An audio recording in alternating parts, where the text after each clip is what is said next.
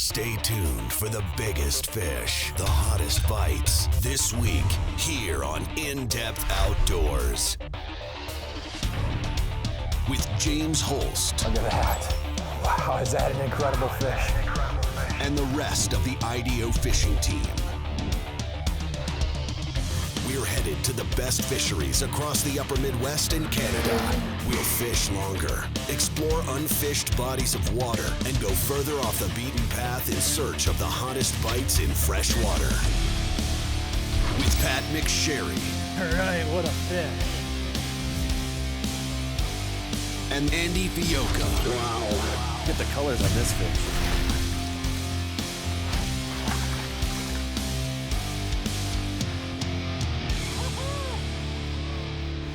This is In-Depth Outdoors.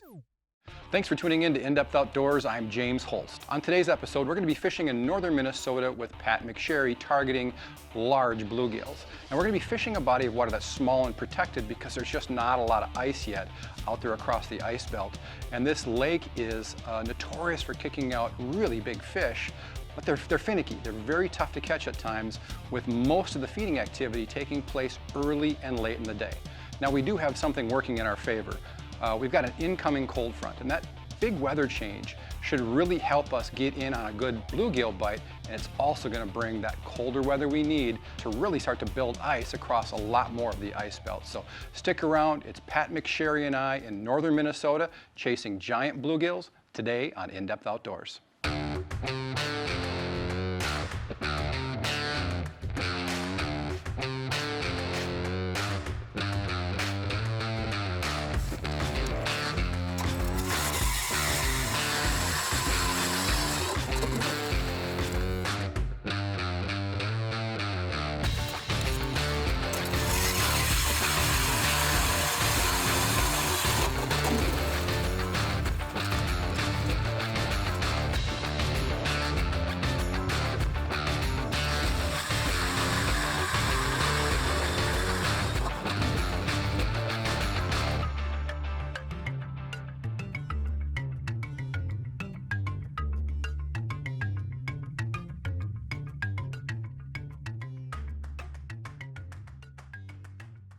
There we go.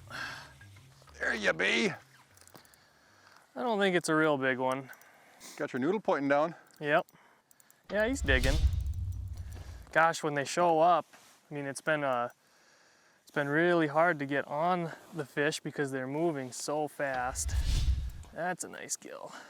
Good work, Mr. McSherry. So, and these are what we're chasing. Just these big bluegills, and they are tricky to catch. And they're moving around, wandering around throughout the basin, and you just got to chase them around and hope to get down there before they leave, basically. Alrighty, bloop.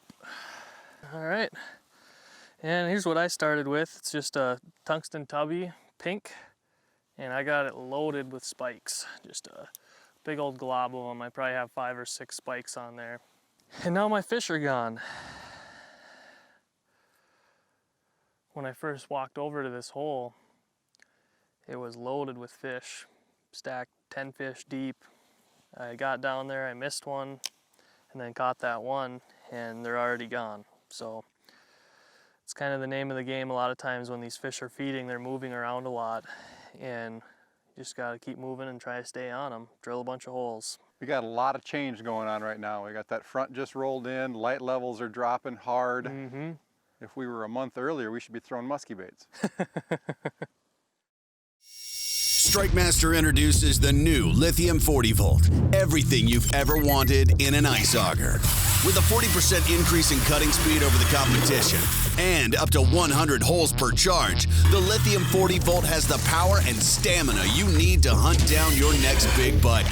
And for a limited time, all Lithium 40 Volt augers come with a spare battery, free.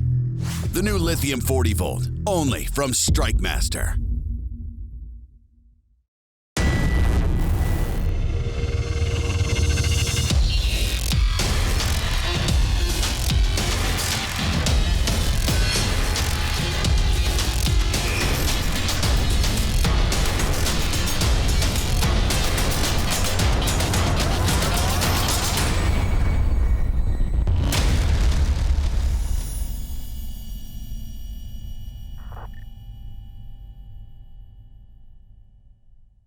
From the first time you pick up a tuned-up custom rod, you'll know you're holding something special.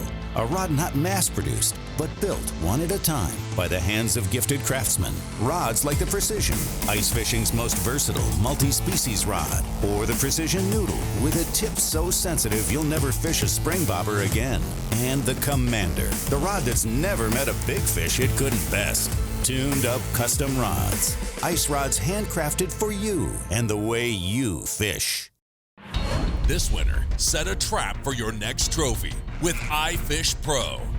Ideal for all species, iFish Pro is an innovative fishing system that allows an angler to use their favorite rod and reel instead of trying to manage the fish hand over hand. There's a flag right there. Complete your ice fishing arsenal with iFish Pro, tactical ice gear that puts the fight back into tip-up fishing. Look at that. Find iFish Pro online at ifishpro.com or at your favorite sporting goods retailer. Sending you good vibes.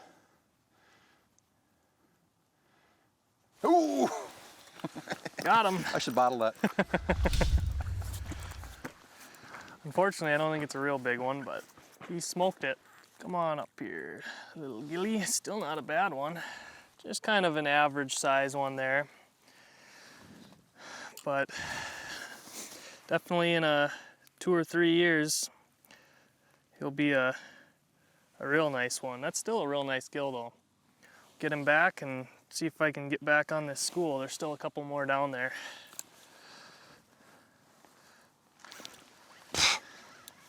My drag slipped on that one. That's gonna be a good one. Nice. That was pretty cool, man. Oh, look at this. Big one? Just a stud. Look at this. That is a nice gill. Eating up that Flash Champ spoon. I tell you what, I got a soft spot in my heart for catching big gills on spoons. That's a 1/32 ounce Flash Champ UV green, my favorite color. And if you think bluegills don't like spoons, you're wrong. That is a stud. All right, I might have to go in there with the hemostats. The hooks aren't very big, and I am a huge fan of big gills, so I'm gonna be gentle and then let this big guy go. All right, look at that, folks. That is a heck of a gill right there. Back it goes. Yeah, that was my second gill, but that's a good way to start the day. We're gonna pick off a few here throughout the midday hours. I think what we've got going for us is we've had such a light level drop. Started out the day, very clear conditions, having a really hard time getting fish to bite. Now we got this front coming in, this front that really has us here fishing today. We expect a really strong response from the fish, and we're starting to see that activity pick up. That was a stud gill. I'm gonna show you what we're fishing here today. I have a little spoon, and I tell you, some of my best bluegill days ever have been fishing spoons. I've just kind of grown very reliant on that presentation right there. UV green, big wad of spikes. What I love about it is it sinks really fast. It's a large target, glows up real nice, and those bluegills could care less about the size of that bait. They come in and just smoke it. One thing's for sure, big bluegills love big baits. I knew it was gonna be a good one. I set the hook and the drag went zzz. Yeah, one nice thing about that is a lot of times you can weed out some of those smaller fish with a little bit bigger bait too. Absolutely. I mean, this body of water we're fishing here today, it doesn't have a lot of bluegills in it. I mean, this is definitely your non-typical bluegill water to some degree. It's very clear, it's fairly deep. There are weeds around the edges, but these bluegills don't seem to be relating to them at this time of the year. They're kind of acting more like a walleye, to be honest with you. They're out here on this saddle between the deeper lobes of the lake. And most of the day they spend out here in 22 foot of water, 24 foot of water. In the evening, Pat, you said you've had them, what, 18, 15 feet of water? Yep. Move up towards dark. And with this water clarity, we do expect to see a really strong bite in that last hour of the day.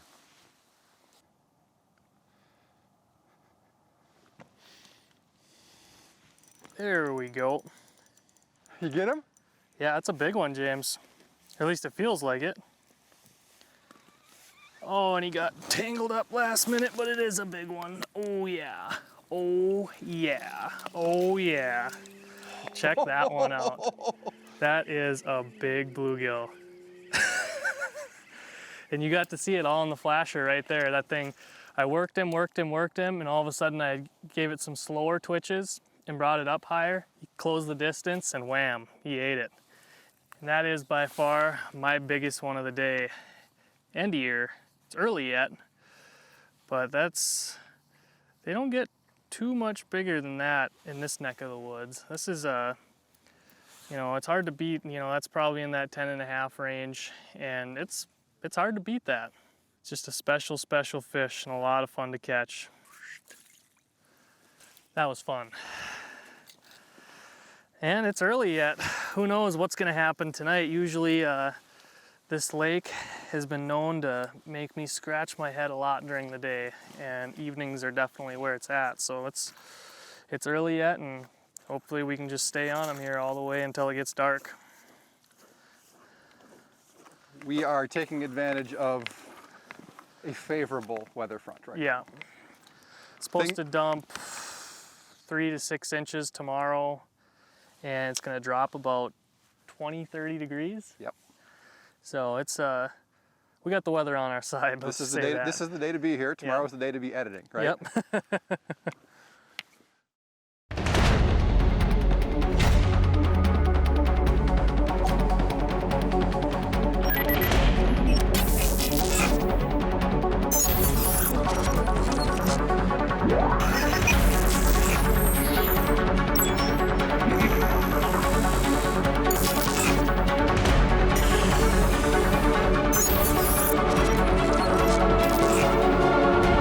The Lithium Shuttle, only from Markham Technologies.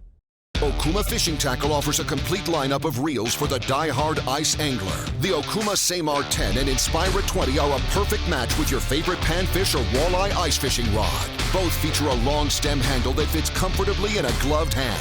Cyclonic flow rotor technology that throws water off the reel to minimize ice buildup. And a drag system optimized for use in extreme conditions. Everywhere, every day, every fish. Okuma Fishing Tackle is inspired fishing. From the first time you pick up a tuned-up custom rod, you'll know you're holding something special. A rod not mass-produced, but built one at a time by the hands of gifted craftsmen. Rods like the Precision, ice fishing's most versatile multi-species rod, or the Precision Noodle with a tip so sensitive you'll never fish a spring bobber again. And the Commander, the rod that's never met a big fish it couldn't best. Tuned-up custom rods. Ice rods handcrafted for you and the way you fish. Proving yet again that the best never rest, Otter introduces Otter Thermal Tech, the proprietary full thermal shell found on every Otter shelter.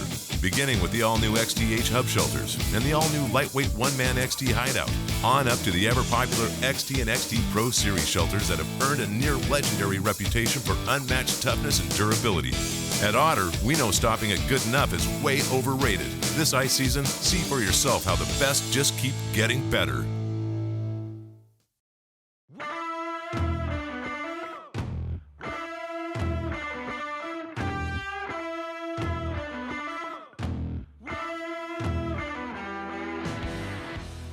There he is. Little guy. This one feels like a gill though. Right shape, wrong size. Mm-hmm. Yeah, little gilly. Oh, there we go. Another one. I don't think he's as big as that the big one I got earlier, but run the drag. Nice. Yeah, it's a nice gill. Sweet. Not as big as that first one though. Here you. Nice gill. Probably about an 8-inch fish. Super nice fish. Appreciate having them.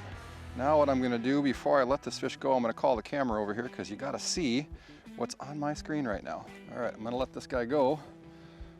And right here, that's all bluegills.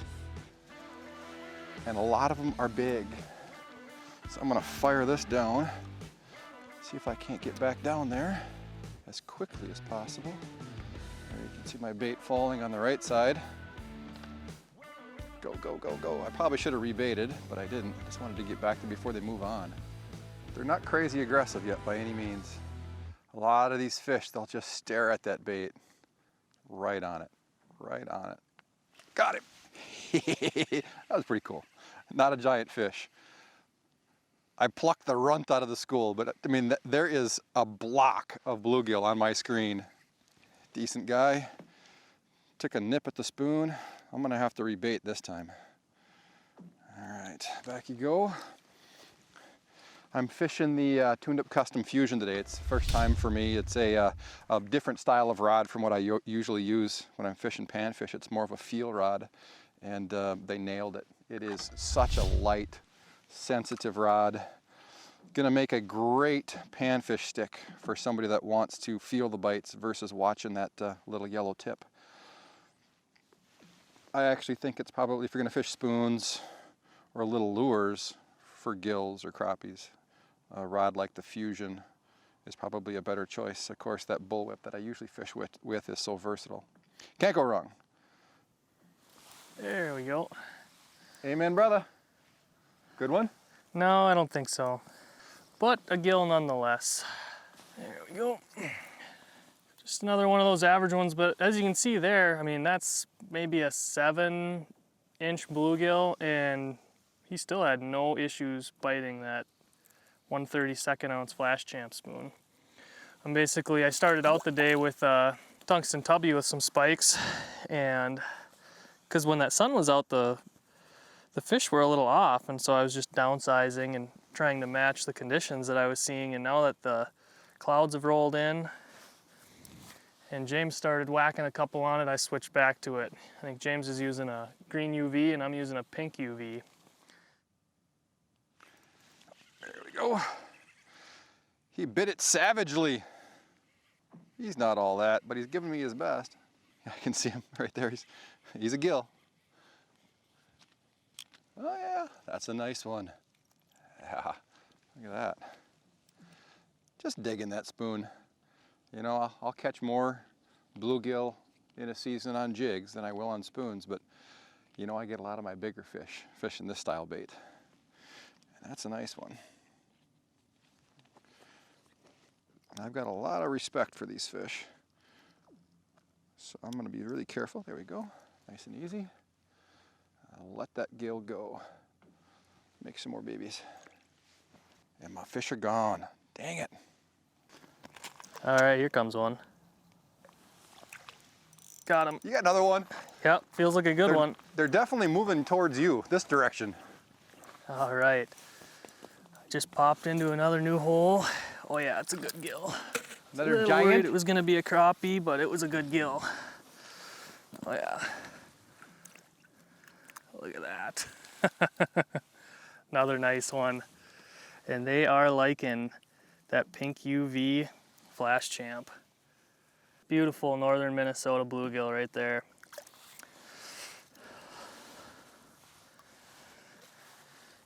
See if I got lucky enough and my fish are still there. Looks like there might be one hanging around still. There it is. Bluegill shakes. I got them. You know, one of the things, Pat, I do like about these spoons is the hook ratio. The hook percentage is really good. Mm-hmm. What do we got? Oh yeah, pretty one. Right in the snoot there. Nice one. Right where you want to see it. He was going nowhere, but not hurting anyway. There. It's a nice fish. You know, I've already had a fun day, Pat. I'm just waiting for my 11-incher to top it off. Yeah, exactly. You know, the interesting thing about this is we usually don't see much of a bite at all until, you know, later in the day, but with these overcast conditions like this, we're going to get some extra bonus time today. There we go. That feels like a little better one. Feels like a gill too, James. Pop that out. Woo. Oh yeah, nice gill. Look at that. That is a stud. Those are the ones we're after. I know that there's still even some more room on the upper end on these gills on this body of water, but that's definitely a step in the right direction on what we're looking for. Man, that is a good gill right there. All right, thanks for playing. Sweet. Those are definitely really rewarding when you catch those bigger ones, you know. They're hard to fool. Those fish are not dumb. They are very, very smart. StrikeMaster introduces the new Lithium 40 Volt. Everything you've ever wanted in an ice auger. With a 40% increase in cutting speed over the competition and up to 100 holes per charge, the Lithium 40 Volt has the power and stamina you need to hunt down your next big bite. And for a limited time, all Lithium 40 Volt augers come with a spare battery, free. The new Lithium 40 Volt, only from StrikeMaster.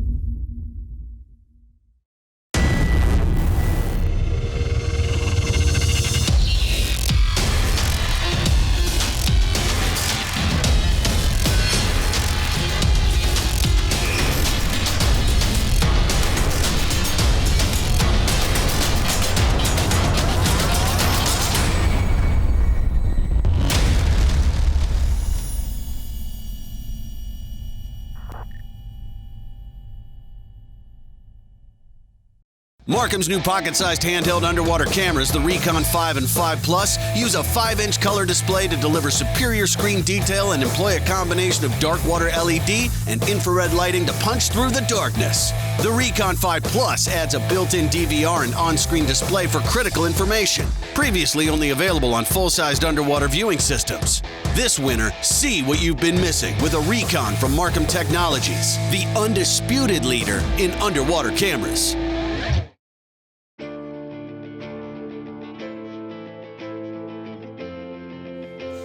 Here's what I'm looking at. I just popped into this hole. Here's my jig going down, bottom. These are solid bluegills. And one thing that somebody would probably try and do is get right in on those fish. And I'm actually keeping it above it about 1 to 2 feet. And they'll come and get fired up like this. As you can see, got them. And that way you're not spooking the school. You know, if you got right in there with them, you might end up blowing that fish right through there. But another thing is it's also going to get the most aggressive fish to come up, just like that one. Get a good one? Right there. Yes, sir, you did. So when you saw what I did there, all I did was just keep it a foot to 2 feet above that main school, and those fish, you know, you start getting that cadence right, and those fish will come firing up, and the most aggressive ones will come up and get that jig. You know, and one of the worst things you can do is get right in towards the bottom where those fish are hanging out and roll a fish or get one hooked, and it'll blow that school apart, and then you won't have any more fish. You'll have to go find them again. This feels like a pretty good one, Pat. Nice. Oh, it's a big gill. It's a really big gill. Look at this, Pat. Sweet. That's what we're after. That's the one. Yeah. Yeah. That is a toad. That's a two-hander. Now that's a gill, Pat. Yes, sir. I can barely get my hands around that thing. Well, I hope it's not my biggest gill of the winter season, but if it is, I can't complain at all. Right. Wow. And these bigger gills have no problem at all getting that spoon. I tell you what, such an underutilized bait. These little spoons, a bunch of larvae. I'm pumped. That's a big bluegill. All right, buddy, back you go. Ready to go. Yes, it's my birthday. Nice work. There we go. Oh yeah. He's digging. Oh yeah, that's a gill. Nice one too.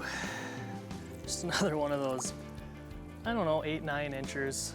You know, which is a really nice one in most areas. That's kind of just an average one out here, but they're just a lot of fun to catch, and they fight hard. Not much has changed.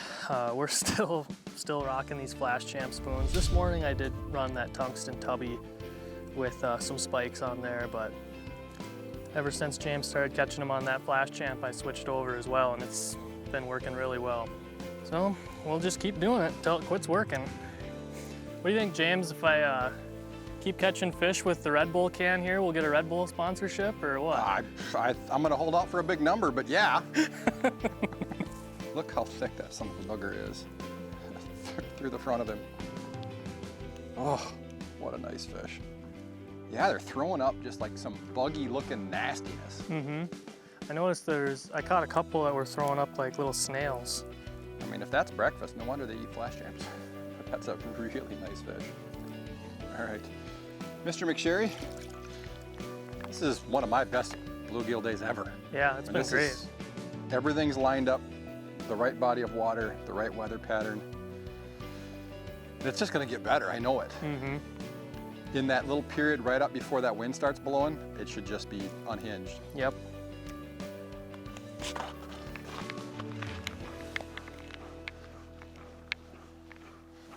There we go.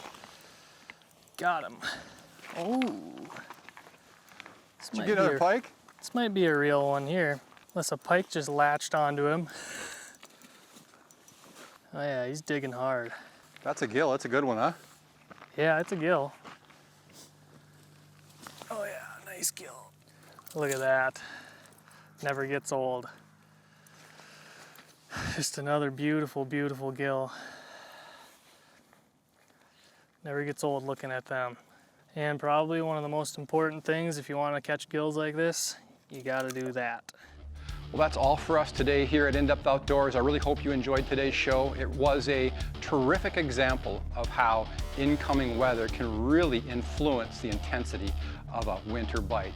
What we expected was we were going to see a couple of feeding windows early and late in the day, but as that intense storm front rolled in, it concentrated the feeding window right there in the middle of the day, and neither Pat and I are complaining because anytime we get to catch fish during banker's hours, that's all right with us. So the other good news is, following this front was some incredibly cold weather. We're going to be making ice across a lot of the ice belt now. That's good news for all of us that love the sport of ice fishing. So thanks for tuning in, everybody. We'll see you next week.